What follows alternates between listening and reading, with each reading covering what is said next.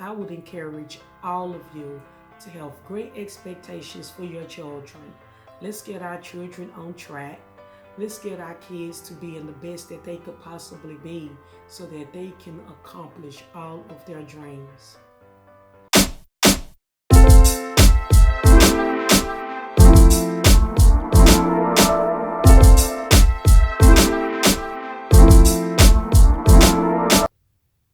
Today, we are doing this Colombian brand coffee that is manufactured through Amazon. Just when you thought that Amazon had their hands in everything, I discovered that they also have their hands in the coffee business. Now, I am very excited because I am definitely an Amazon fan. Who doesn't have an Amazon Prime account?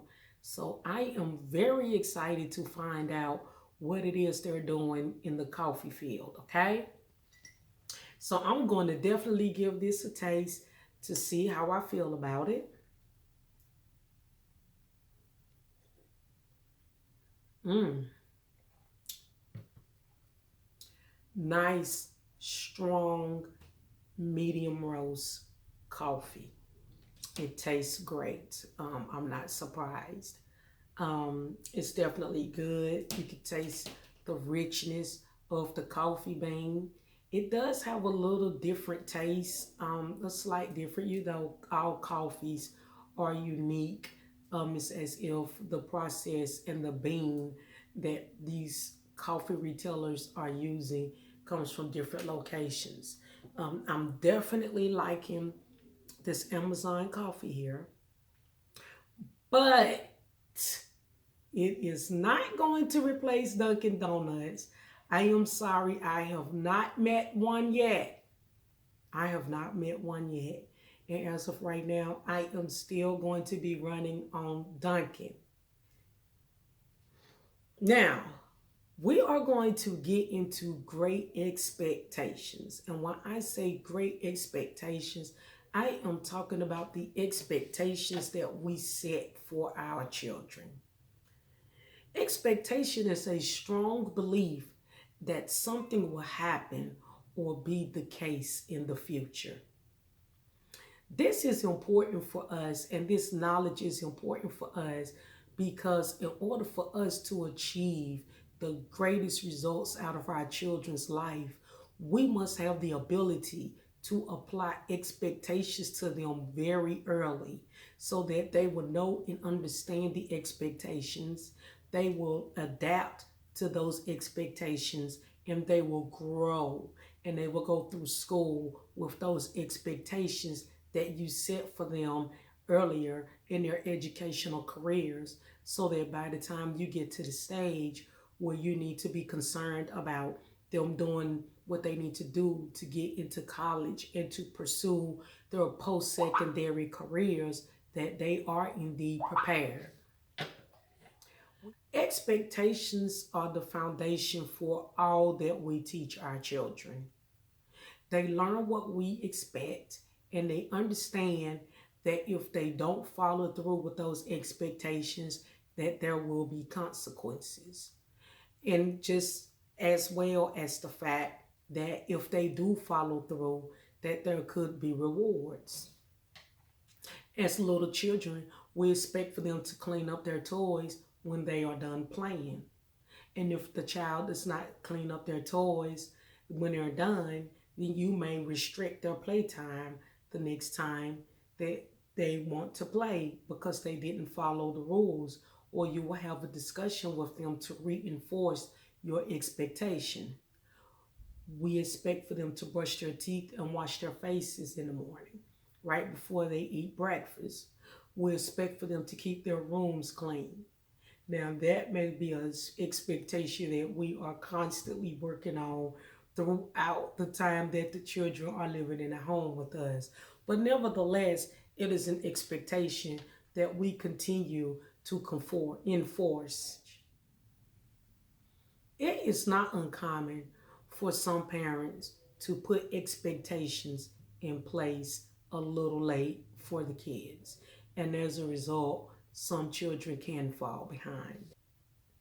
I would really like to stress the importance of putting expectations in place as soon as possible. The sooner that we apply our expectations for our children, the better for everybody. If you expect for your children to go to college, be self sufficient, and not live with you until they're 35 years old, these expectations should be put in place the moment the child starts school. Now, some people may think, okay, Coach Bev, you're saying that as soon as my child begins school in elementary school, that I should be thinking about where they're going to go in their college careers and things of that nature. And I really don't have to worry about that until my child gets to high school. That is a great misconception. There is a lot of time before your child reaches that stage, but there is not a lot of time for you to have your child prepared. You can never get them prepared too soon. Elementary school is the foundation on which your child's future rests.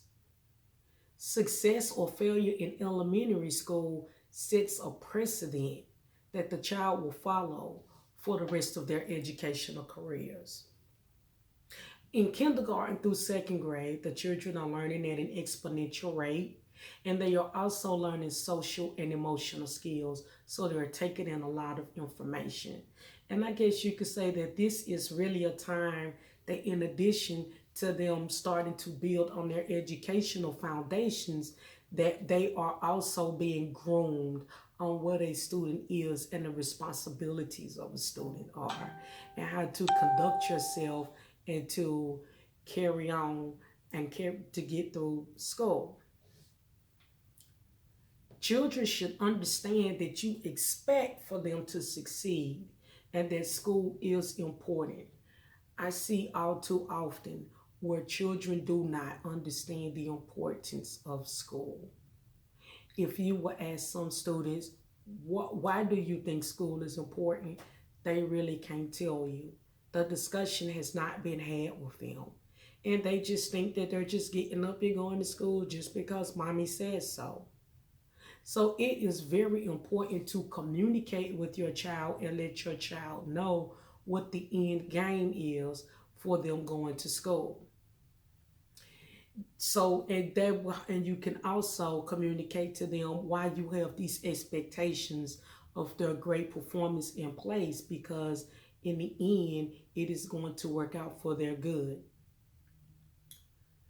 Third grade is a major year because this is the year that students begin to receive grades. This is also the time period in which the separation will begin, where the children that are more advanced are going to be separated into the advanced group, and the children that will be struggling are going to be placed in their group, and the general kids are going to be placed in their group. So as the kids go throughout the educational process, initially it may not be known to the students what type of group they're in. They may just think that the teacher is separating them just for group reading, and they may not recognize that everybody in my group is struggling, or we are the advanced kids, or we are the standardized kids in the class. But the separation will begin to take place. Unfortunately, this separation will occur throughout their educational careers. When the kids get to middle school, they're going to be taking regular or foundational classes or honors classes. And when they get to high school, they're going to have all of those options as well as AP courses.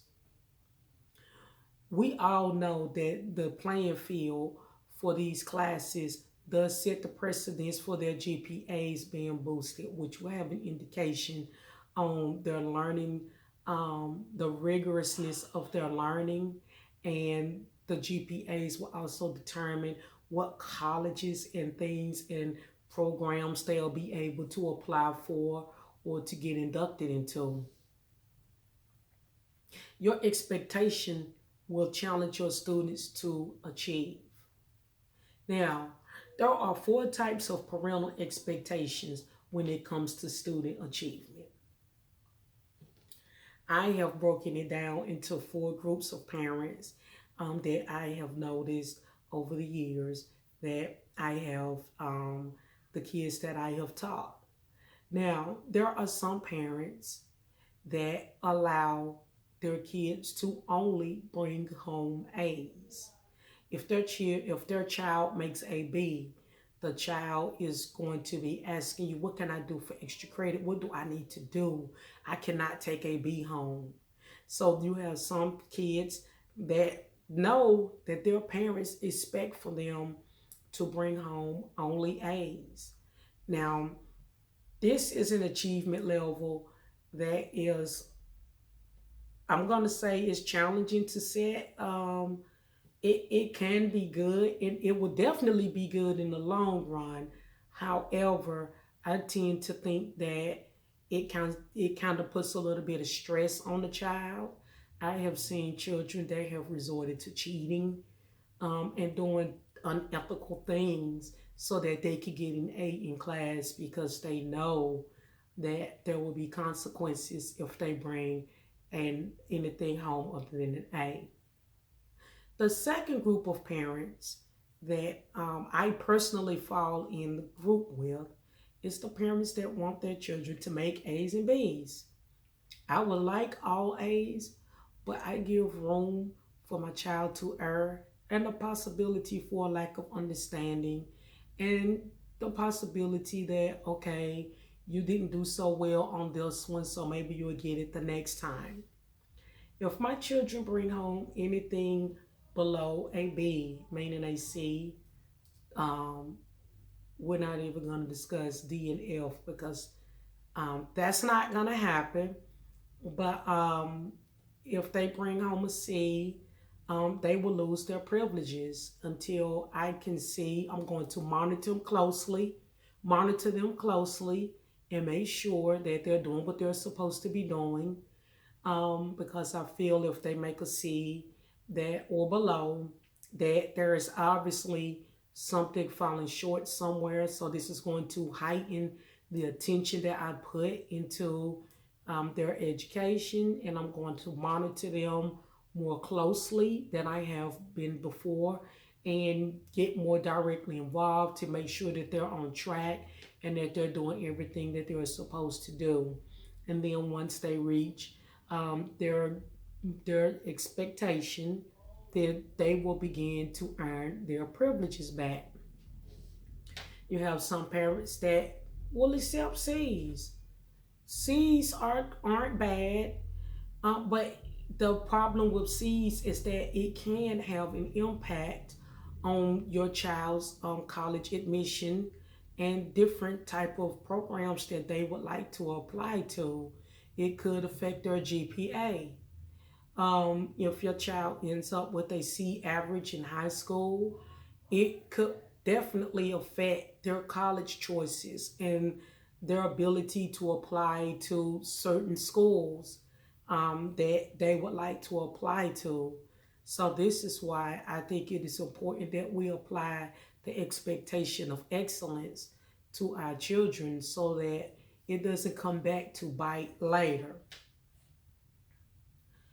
And unfortunately, we do have some parents that just aren't that involved and will just really don't care. I'm just going to be honest. There are some that don't care, and the child can just, as long as they get up and go to school, that's all that the parent worries about. Um, I have no judgment. I'm not going to judge those parents. I just would like to say that they are out there. And if you are one of those parents that don't care about what type of grade your child brings home, I would just like to say that you might want to rethink that because the day is going to come when you would like for your child to reach above and beyond and to do things and perhaps do things that we weren't able to do when we were kids. And we don't want them to be hindered in their process because of their academic um, grades. Now, whichever type of parent you are, the all A's, the A's and B's, the C's, or the don't care, what's important is that you know your child and you need to know what your child is capable of achieving. If you have a child that is in a C child and you're trying to put them under the stress of achieving A's and B's, is that fair? Now, I feel as if I know my kids and I know their abilities and I know that they have the ability to make A's and B's. So that's what I strive for. But if I have a child that is a C student and I know that that child is giving it their all and they're doing their best and they're doing the best that they can, but they just cannot make the A or the B, I would accept that. So the key here is knowing the abilities of your child so that you're not pushing them too hard to achieve goals that are not attainable. Now, in order for your child to reach these great expectations that you want to set for them and for their futures, it is going to require some involvement and some time and energy on your part. Now, we all know that if we're not monitoring the child, if we're not advocating for them, if we're not involved, then the child has room to not achieve on the level that you would like for them to achieve on. So it's not that you're not going to have anything that you need to do. One of the main things that you have to do is to keep an eye on your child's grades regularly. Before the report card ever comes out, you should already know how your child is performing in class.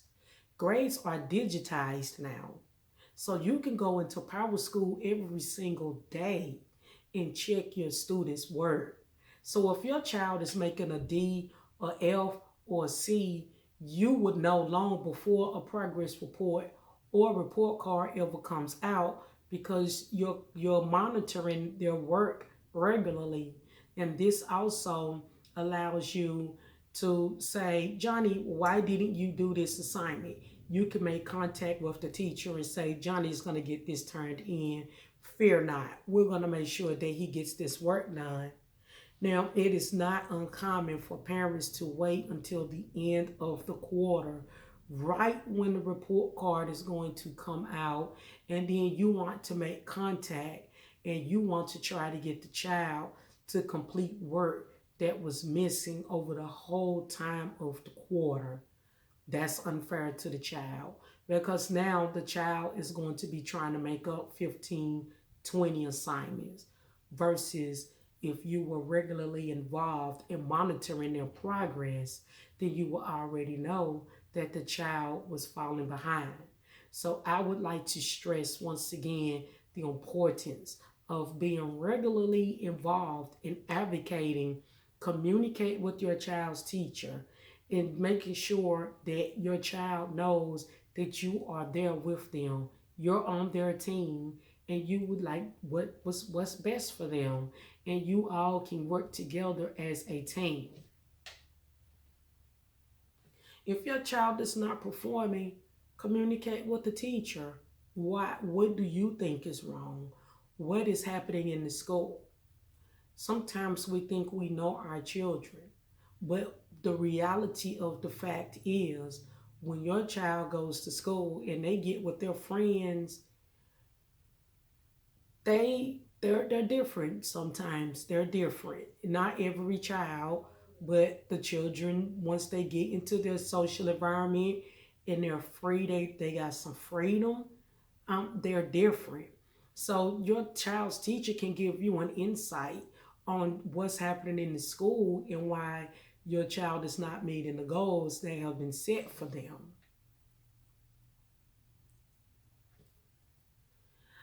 It is also a mistake to wait until middle school and expect the child to rise to the occasion. As I stated before, elementary school is the foundation on which your child's educational career resides. So if the foundation is not laid and you wait until sixth grade and now you want to try to put expectations on the child, I'm not saying that it can't happen. I'm just saying that it will probably be more difficult because had you implemented these expectations earlier, it will already be in place and the child would be in the habit of performing in the manner in which you would like for them to perform. By the time the child reaches seventh grade, at the end of their seventh grade year, you will have an indication of which direction the child is headed. It's fair to say that when they're going into eighth grade, the child's mind is already kind of set on whether or not they're going to go to college, whether or not they want to just work after high school, whether or not they're going to, whatever it is they're going to do. Some kids have not a clue of the options that are available to them. So it is also important for us as parents to know what's available to our children, to get into the military, to go to college. The military is starting to get a little selective now. So they're not just taking people just because they have a high school diploma. There are requirements that needs to be taken, and there's also an entrance exam. So if the child has plans to go to the military, but if they can't pass the ASVAB, which is the test that you take to get into the military, then the child may still end up doing a job that they're not proud of because they were not able to pass the ASVAB.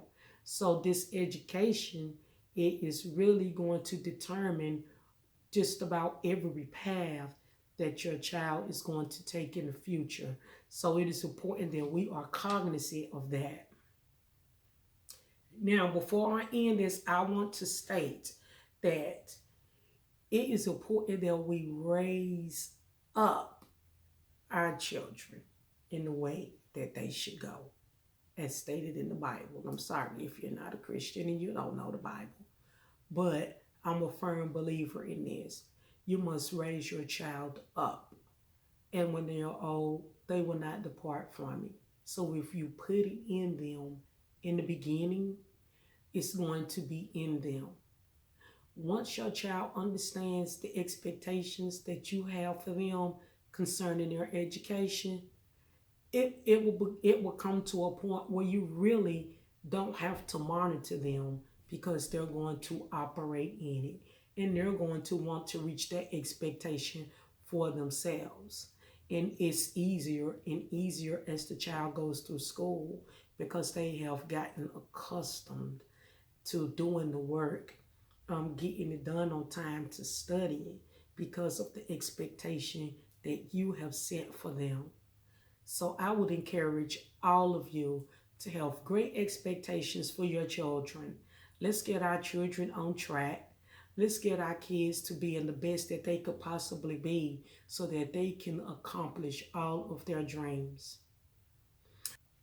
I am Coach Bath, and you can reach me at regalawakening.com, or you can get me on Facebook or Instagram at Regal Awakening. And if you need help, you can email me at support@regalawakening.com. Also, don't forget to sign up for those coaching sessions. I can coach your children. I can give you sessions, whatever you all may need to help you to get through this time in your lives. If you like this video and the information that was provided for you, hit like and subscribe. And I thank you all. Have a nice day.